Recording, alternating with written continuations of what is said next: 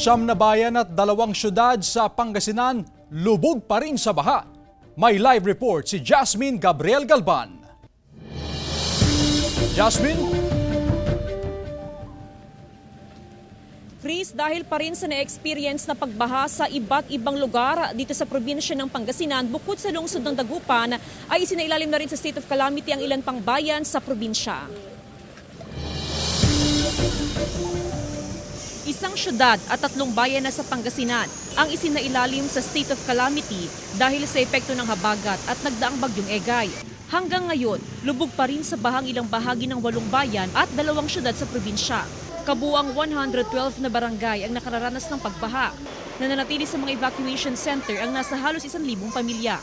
Habang hindi pa safe o ligtas yung kanilang mga kabahayan at meron pang pagbaha, ay mas maiging manatili pa rin sila sa evacuation center. Sa Dagupan City, patuloy na binabantayan ang mga barangay na lubog pa rin sa baha. Sa barangay Maluwod, karagdagang pamilyang inilikas dahil sa pagtaas ng antas ng baha sa lugar. Nahirapan ho kami, nasa likod lahat yung kinukuha namin. Kagaya ng Kalye 2, hindi po namin maipasok yung malaking bangka. Kailangan pang lumusong, kailangan itaas yung mga bata, na habang naglalangoy ka, nasa taas yung bata. Buti na lang may mga life vest tayo.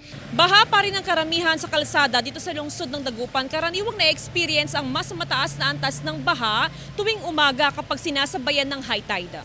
Sa ngayon, hindi pa madaanan ang ilang bahagi ng Tapuac Road, Perez Boulevard at Mayombo Road.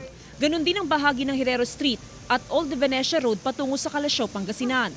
Nakabantay ang CDRRMO sa antas ng Pantal River.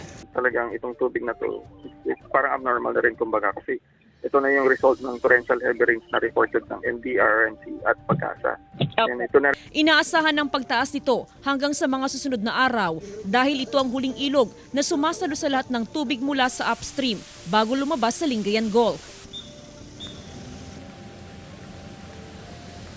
Chris, sa ngayon nasa halos 4,000 individuals pa rin ang nasa mga evacuation centers sa probinsya ng Pangasinan. Tiniyak ng provincial government na sapat ang pagkain sa mga evacuation centers. Samantala sa ngayon, tuloy-tuloy pa rin ang monitoring ng PDRRMO sa antas ng tubig sa mga major river systems sa Pangasinan. Chris?